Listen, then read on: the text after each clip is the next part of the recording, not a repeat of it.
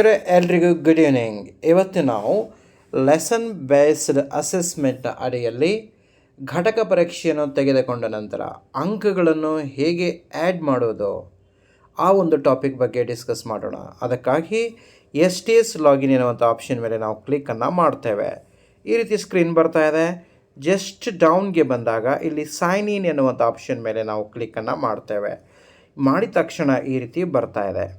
Teacher ಆಗಿರುವವರು login as teacher ಎನ್ನುವಂಥ option ಮೇಲೆ ಕ್ಲಿಕ್ಕನ್ನು ಮಾಡಬೇಕು.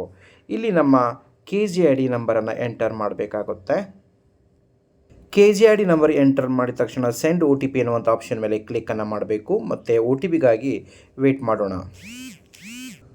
OTP ಆ್ಯಡ್ ಮಾಡಿದ ತಕ್ಷಣ ವೆರಿಫೈ OTP ಎನ್ನುವಂಥ ಆಪ್ಷನ್ ಮೇಲೆ ಕ್ಲಿಕ್ ಮಾಡಿದ ತಕ್ಷಣ ನಾವು ನಮ್ಮ ಒಂದು ವೈಯಕ್ತಿಕ KGID ನಂಬರ್ನಲ್ಲಿ ಲಾಗಿನ್ ಆಗ್ತೇವೆ. ಈಗ ನಾವು ಯೂನಿಟ್ ಟೆಸ್ಟ್ ಈಗಾಗಲೇ ಕಂಡಕ್ಟ್ ಮಾಡಿದ್ದೇವೆ. ಮಾರ್ಕ್ಸ್ಗಳನ್ನು ಆ್ಯಡ್ ಮಾಡಬೇಕಾಗಿದೆ. ಸೊ ಅದಕ್ಕಾಗಿ ನೋಡಿ, ಲೆಫ್ಟ್ ಟಾಪಲ್ಲಿರುವಂಥ 3 ಅಡ್ಡಗೆರೆಗಳ ಮೇಲೆ ನಾವು ಕ್ಲಿಕ್ ಮಾಡುತ್ತೇವೆ. ಮಾಡಿದ ತಕ್ಷಣ ಈ ರೀತಿ ಆಪ್ಷನ್ಸ್ ಬರ್ತಾ ಇದೆ. ಇಲ್ಲಿ ನಾವು ಬಾಟಮಲ್ಲಿ ಇರುವಂಥ ಅಸೆಸ್ಮೆಂಟ್ ಆಪ್ಷನ್ ಮೇಲೆ ಕ್ಲಿಕ್ ಮಾಡಿದ ತಕ್ಷಣ ಮತ್ತೆ ಸಬ್ ಆಪ್ಷನ್ಸ್ಗಳು ಬರ್ತಾ ಇವೆ.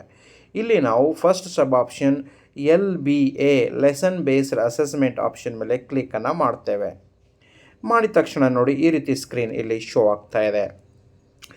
ಯಾವ ಘಟಕದ ಮೇಲೆ ನಾವು ಆ ಟೆಸ್ಟನ್ನು ಕಂಡಕ್ಟ್ ಮಾಡಬೇಕಂತ ಇದ್ದೀವಿ ಆ ಘಟಕದ ಕುರಿತು ಇಲ್ಲಿ ನಾವು ನಮ್ಮದೇ ಮಾಡಬೇಕಾಗುತ್ತೆ.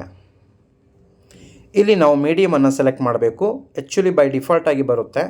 ಆಮೇಲೆ ಯಾವ ಕ್ಲಾಸ್ ಮೇಲೆ ನಾವು ಘಟಕ ಪರೀಕ್ಷೆ ತೆಗೆದುಕೊಳ್ತಾ ಇದ್ದೀವಿ ಆ ಕ್ಲಾಸನ್ನು ಇಲ್ಲಿ ನಾವು ನಮೂದಿಸಬೇಕು. ನಂತರ ನೋಡಿ ಸೆಲೆಕ್ಟ್ ಗ್ರೂಪ್ ಅಂದರೆ ನಮ್ಮ ಶಾಲೆಯ ಮಾಧ್ಯಮದ ಬೇಸ್ ಮೇಲೆ ನಮ್ಮ ಒಂದು ಗ್ರೂಪ್ ಇರುತ್ತೆ. ಕನ್ನಡ ಮಾಧ್ಯಮ ಇದ್ದರೆ ಒಂದು ಗ್ರೂಪು, ನಮ್ಮ ಶಾಲೆ ಮರಾಠಿ ಮಾಧ್ಯಮವಾಗಿರೋದ್ರಿಂದ ಬಾಟಮಲ್ಲಿರುವಂಥ ಮರಾಠಿ, ಕನ್ನಡ, ಇಂಗ್ಲೀಷ್ ಈ ಗ್ರೂಪ್ ನಮ್ಮ ಶಾಲೆಗೆ ಬರುತ್ತೆ. ಸೊ ಮೀಡಿಯಮ್ ಬೇಸ್ ಮೇಲೆ ಗ್ರೂಪನ್ನು ನಾವು ಸೆಲೆಕ್ಟ್ ಮಾಡಬೇಕು. ಅದಾದಮೇಲೆ ನೋಡಿ ಇಲ್ಲಿ ಸಬ್ಜೆಕ್ಟ್, ಯಾವ ಸಬ್ಜೆಕ್ಟ್ ಮೇಲೆ ಘಟಕ ಪರೀಕ್ಷೆ ತೆಗೆದುಕೊಳ್ತಾ ಇದ್ದೇವೆ. ಸೊ ಇಂಗ್ಲೀಷ್ ಸಬ್ಜೆಕ್ಟ್ ಲ್ಯಾಂಗ್ವೇಜ್ ಮೇಲೆ ನಾನು ಘಟಕ ಪರೀಕ್ಷೆ ತೆಗೆದುಕೊಳ್ತಾ ಇದ್ದೀನಿ.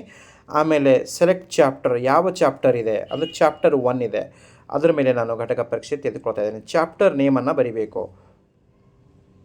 ನೋಡಿ ಇಲ್ಲಿ ಚಾಪ್ಟರ್ ನೇಮ್ ನಾನು ಹೌಸ್ ಹೋಲ್ಡ್ ಆರ್ಟಿಕಲ್ಸ್ ಎಂದು ಬರೆದಿದ್ದೇನೆ. ಯೂನಿಟ್ ಟೆಸ್ಟ್ ಡೇಟ್, ಯಾವ ಡೇಟಿಗೆ ನಾನು ಟೆಸ್ಟನ್ನು ಕಂಡಕ್ಟ್ ಮಾಡಿದ್ದೇನೆ ಅಂತ. ಸೊ 24 ಡೇಟಿಗೆ ಕಂಡಕ್ಟ್ ಮಾಡಿದ್ದೇನೆ. ಸೊ ನಾನು 24 ಎಂದು ಇಲ್ಲಿ ಸರ್ಚ್ ಒಂದು ಸೆಟ್ ಮಾಡ್ತಾ ಇದ್ದೇನೆ. ಇಷ್ಟಾದ ಮೇಲೆ ನಾವು ಸರ್ಚ್ ಆಪ್ಷನ್ ಮೇಲೆ ಕ್ಲಿಕ್ಕನ್ನು ಮಾಡಬೇಕು.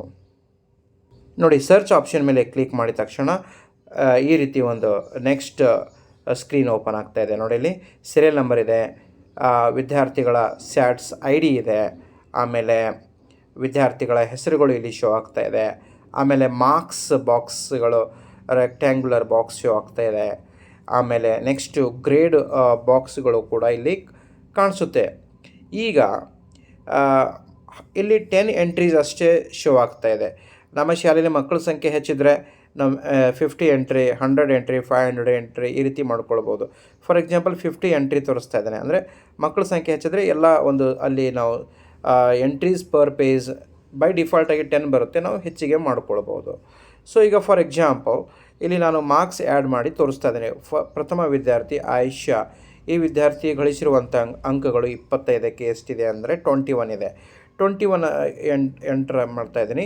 ಸೊ ಆಟೋಮೆಟಿಕ್ಕಾಗಿ ಗ್ರೇಡ್ ಇಲ್ಲಿ ಶೋ ಆಗ್ತಾ ಇದೆ ನೋಡಿ.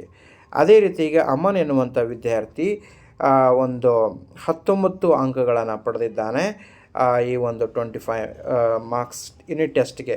ಸೊ ನೋಡಿ ಗ್ರೇಡ್ ಎಷ್ಟು ಬರ್ತಾ ಇದೆ, A ಬರ್ತಾ ಇದೆ. ಮರಿಯಮ್ ಎನ್ನುವಂಥ ವಿದ್ಯಾರ್ಥಿ, ಇಲ್ಲಿ ಜಸ್ಟ್ ಎಕ್ಸಾಂಪಲ್ ಆಗಿ ನಾನು ಮಾರ್ಕ್ಸ್ ಆ್ಯಡ್ ಮಾಡ್ತಾ ಇದ್ದೇನೆ. ಫಾರ್ ಎಕ್ಸಾಂಪಲ್ 14 ಮಾರ್ಕ್ಸ್ ಮರಿಯಮ್ ವಿದ್ಯಾರ್ಥಿ ತೆಗೆದುಕೊಂಡಿದ್ದಾಳೆ. ಎಷ್ಟು ಬರ್ತಾ ಇದೆ ಗ್ರೇಡು, B ಬರ್ತಾ ಇದೆ.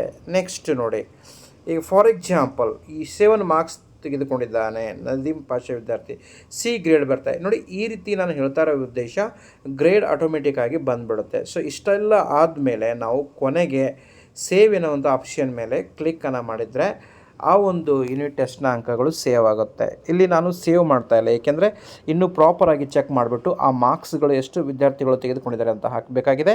ಸೊ ಹೀಗಾಗಿ ನಾನು ಸೇವ್ ಎನ್ನುವಂಥ ಆಪ್ಷನ್ ಮೇಲೆ ಕ್ಲಿಕ್ ಮಾಡ್ತಾ ಇಲ್ಲ. ಸೊ ಈ ರೀತಿಯಾಗಿ ನಾವು ಘಟಕ ಪರೀಕ್ಷೆ ತೆಗೆದುಕೊಂಡ ಮೇಲೆ ಯಾವ ರೀತಿಯಾಗಿ ಅಂಕಗಳನ್ನು ಆ್ಯಡ್ ಮಾಡಬೇಕು ಅನ್ನೋದ್ರ ಬಗ್ಗೆ ತಿಳಿದುಕೊಂಡಿದ್ದೇವೆ. Thank you one and all.